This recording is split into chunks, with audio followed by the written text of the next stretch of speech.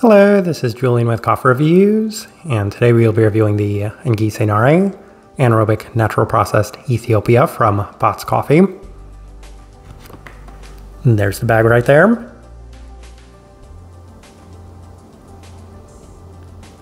And Botz, based out of Whiting, Indiana, and they're a coffee roaster that's appeared on this channel on numerous occasions. However, this is our first ever review of one of their non-wash processed coffees. And while I originally wasn't interested in purchasing this coffee, I did hear a lot of positive feedback upon its initial release. Couple that with the fact that I did enjoy Moonwake's version of the Nguisse Nare, and I decided to purchase it upon its second release. So it'll definitely be interesting to see how this one turned out and how it compared to Moonwake's version, as this right here is day 41.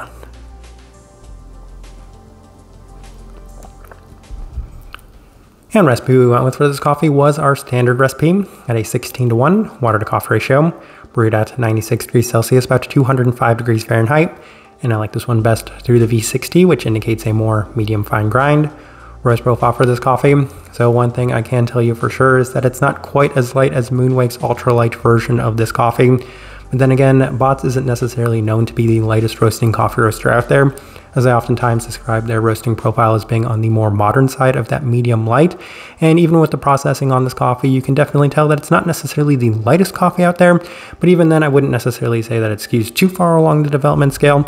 So I still feel like following it or identifying it as being in line with that description is probably the best way to go about it. With all that out of the way, let's go ahead and start discussing this coffee. Day 15, first impression, and we did run it through the V60, and the first thing noticed about this coffee was a very strong blue tint to the cup. Also, it was relatively clean for an anaerobic natural processed coffee with plenty of brightness and citric attributes to the cup, initially giving a very intense impression of this one. And obviously the big selling point on this coffee was the title of it being the Gummy Shark coffee, and that's what I'm kind of alluding to with that blue tint, as I didn't necessarily want to go as far as say that it's a blue gummy shark based off of that first try, but you can definitely tell that there's a very strong blue tint, very strong blue tone to this one, and I can see why it's reminiscent of that, but that's something we'll touch on plenty throughout this video. Day 18 through the Chemex, and pretty similar results to the previous day, as it continues to remain notably cleaner than expected for an anaerobic processed coffee. And that was the reason it kind of put me off upon initially purchasing this coffee, as the Moonwake version was just a natural, and this one being an anaerobic natural, I said, we're probably going to be going a little bit too far in terms of the heaviness. However, it didn't necessarily go that way, as it is still pretty lively and intense. It's reminiscent of the Nguisse Nare we had from Moonwake, but a little bit more blue focused in terms of the overall profile of this coffee. Complementary citric brightness yet again. We move on to day 21 as we opted for the April brewer, and this is the first time the coffee lost a little bit of its structure, as it's not quite as well defined with the aroma offering that blue tint, but the cup itself had a little bit more of an unstable citric aspect to it. Not quite as clean either, with a little bit more fermentiness in the coffee, so I said, okay, this is the first taste of this coffee skewing a little bit away from the direction that I was hoping to get from it. Day 24 through the V60 with our standard recipe, and it's as good as the first impression. So I was wondering if maybe that first impression was a fluke, maybe if the coffee would change at all and the second time trying it, maybe if the coffee would get a little bit more intense. However, it still offered clarity and stability for what the coffee was, so I was very happy with that result. There is an intense blueberry aroma matched by an abundance of blue candied sweetness, so that Gummy Shark I can see a little bit more, especially on this day.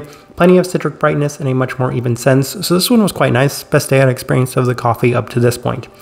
Day 27 through the Chemex with our standard recipe, and this led to some slightly mixed results, as there's a little less clarity than the previous days. Otherwise, it's been pretty consistent with the notable blue tint yet again, an overall intensity that wasn't quite as prominent on this day. So as a result, I said, okay, you know what? We're going to completely skip the Chemex days, and we're going to opt for some pretty intense and heavy adjustments when it comes to this coffee, because I want to see what you can do with this coffee. So on day 30, we decided to experiment with it, starting out with a higher extraction day. So we will have one higher extraction, one lower extraction day. So we went much more fine on the grind, and we went higher on the temperatures, and this was holding up, but just barely, as it's the most fermenty it had been to this point, with an almost boozy-like feel to it, and an overall loss of structure, but a very strong blue finish to it as well. So I said, okay, yeah, I don't necessarily think we can push this coffee too far, as I feel like that really did kind of mess with the overall structure of it. And on day 33, we decided to go the other way, lowered the extraction, went a little bit more coarse and lower on the temperatures, and it had notably less intensity to it. So this kind of led me to believing that our initial recipe, which is a very neutral recipe to begin with, it's very much a middle ground, was probably best for this coffee, given that if we went too far in either direction, we're losing either the intensity or the stability of this coffee. That being said, it is a little less pronounced and defined, as there's a slight bit more of these citric attributes present, and I said that's not really what I'm going for in this coffee. I really want that blue gummy shark. So on day 36, we went back through the V60 with our standard recipe, and that's kind of the takeaway I had from this coffee, is that it's not necessarily the most stable thing out there. It's pretty sensitive to the adjustments, and granted, we did make some pretty notable adjustments. We went all the way up to boiling as far as the higher extraction adjustments, and we went all the way down to about 93 degrees Celsius, so about 199 Fahrenheit, and notably more coarse as well. So yeah, neither of those results did seem to do justice to this coffee. But outside of that, this was back to its best. Better definition, strong blueberry and berry notes in general, with a strong citric aspect, candied sweetness, and more notable clarity with a slight bit of tropicality. This is how I describe it, as being reminiscent of mango. All right, let's go ahead and put up the tasting wheel so you can see what we're getting. And we have 3 level 5s, so let's go through those, and we will start with the finish, level 5. So I don't think any of the level 5s on this tasting wheel are going to come as a surprise to anybody. Yeah, it has a very long-lasting finish to it, and the finish does come in a multitude of directions. I feel like I've kind of downplayed the overall blue tint, blue quality of this coffee. But even then, outside of that, it does have a pretty long-lasting, we'll say candied as well as citric attribute to it as well. So for that reason, level 5 in terms of the finish, you're definitely tasting this coffee for an extended period of time after you finished consuming it. Sweetness level 5, and interestingly enough, when I first made this tasting wheel, I said, is it really a level 5? But the more and more I thought about it, I'm like, yeah, the intensity is just so strong that I have to put the sweetness there at that level 5 mark. It does have a nice candied sweetness to it, so I'll give it that. Outside of that, I mean, that blue tone tint to this coffee is very intense and very strong, so having it there at that level 5 is definitely justified. And that goes with the berry fruit right there at that level 5 as well. And whatever you want to describe this blue tint as being, if you do want to go as far and say this is true blue gummy shark, then okay, I can see that. But outside of that, it's just a little bit more reminiscent of a very intense natural processed Ethiopian coffee. A lot of those blue tones that we've experienced when we first started drinking natural processed Ethiopian coffees.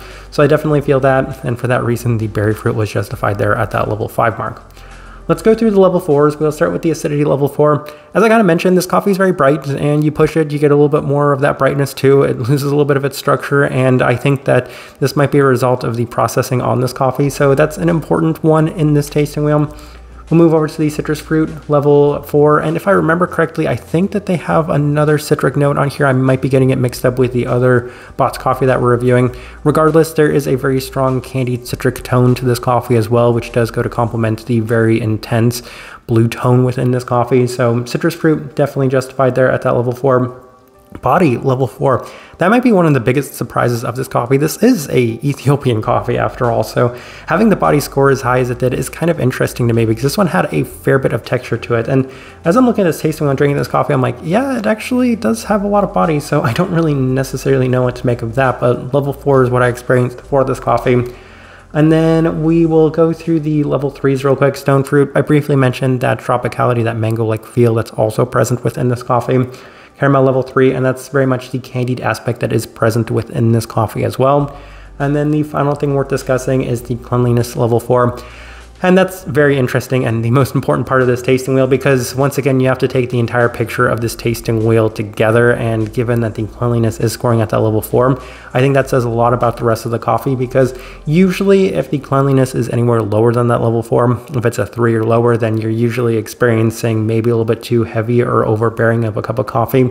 But even with these things scoring at the level 5, as long as you get that clarity at level 4, then it's not that bad. And I think that this is a very subjective thing. It's probably on the lower side of level 4. I did toy around with putting it at that level 3 mark, but I said, this is an anaerobic natural processed coffee, and as far as anaerobic natural processed coffees go, I don't think I've had something that's been this clean, that's held up this well. Granted, it didn't hold up well with the adjustments I'd made, but for the most part, kind of keeping this coffee in a very stable way. It did have some nice results in terms of the cleanliness. So I said, okay, I'll be nice. I'll give it a 4 because I think relative to what you'd experience for an anaerobic natural, it's a 4. And even compared to wash processed coffees, I could say it's almost there. I mean, it's almost as clean as those coffees. So I said, let's put it at that level 4 mark, and I'm happy with it being there. Outside of that, as I'm looking at this tasting wheel, I do think it's a pretty good representation of what I was getting from this coffee. All right. So my overall thoughts and impressions of this coffee. Of course, I had to go and buy some blue gummy sharks for this video because I have not had a blue gummy shark in a very long time. So I decided that we're going to go ahead and purchase some blue gummy sharks, and we're going to go ahead and give them a try to see how it actually compares to this coffee.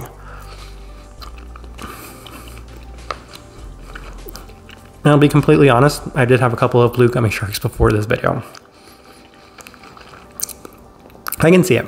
I can see why there is that blue gummy tone to it, because it is, if you really think about it, if you do have the priming effect, it is reminiscent of that blue gummy shark.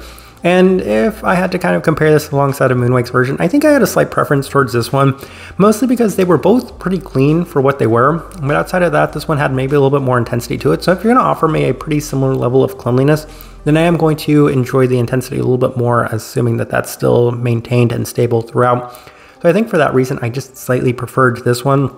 That being said, I do think it's a very nice coffee. I've had other coffees from Botz that I've enjoyed a little bit more than this one, but as far as anaerobic natural processed coffees go, I can't quite recall having enjoyed a coffee as much as I enjoyed this one. Now, this isn't going to end up on my top 10 coffees of the year list. I would be very surprised if it did. There are some nice qualities to it, but obviously with a coffee that ends up being this unstable throughout, then it's a little difficult to speak too highly of it because it felt like there was only one recipe I could really use for this coffee that would lend itself towards a very positive experience. And interestingly enough, I've heard from a number of people that they didn't necessarily have the best experience from this coffee after they had opened the bag. They got a couple of nice brews, but after that point, it seemed to drop off for them. And I think I was fortunate because even here at the Stay 41 mark, it never dropped off for me. It's still every bit as intense as it was from that initial try. So it's held up at least in terms of the duration of this coffee. But outside of that, once again, this is not necessarily my profile sort of coffee in general to begin with, but for what it is, I think it's actually done pretty well. The type of person I would suggest this coffee to, well, obviously if you do like blue gummy sharks, then this is a very good place to start because, I mean, I can see it. It's very similar. It's kind of a fun idea to play around with, and Botz does a pretty fun job of labeling the notes on their coffees because they do make for pretty attractive and interesting coffees in that regard. And outside of that, it does have a very strong blue tone to it. And I don't know if it's a priming effect. I don't know if going into it, I fully expected that. But that's kind of the way I felt about Moonwake's and Nguisse Nare as well. It just has that very kind of classic natural processed Ethiopian tone to it. And that's also the best direction I can point somebody towards for this one because it has that in a slightly more clean sense with plenty of intensity. Best way I can leave this one as well. If you by chance had an opportunity to try this coffee, I'd love to hear your thoughts and impressions of it as well. If you're enjoying the content, give this video a like, subscribe if you're not already subscribed. This right here has been a review of the Nguisse Nare Blue Gummy Shark Anaerobic Natural Processed Ethiopia from Botz Coffee. Thank you for watching.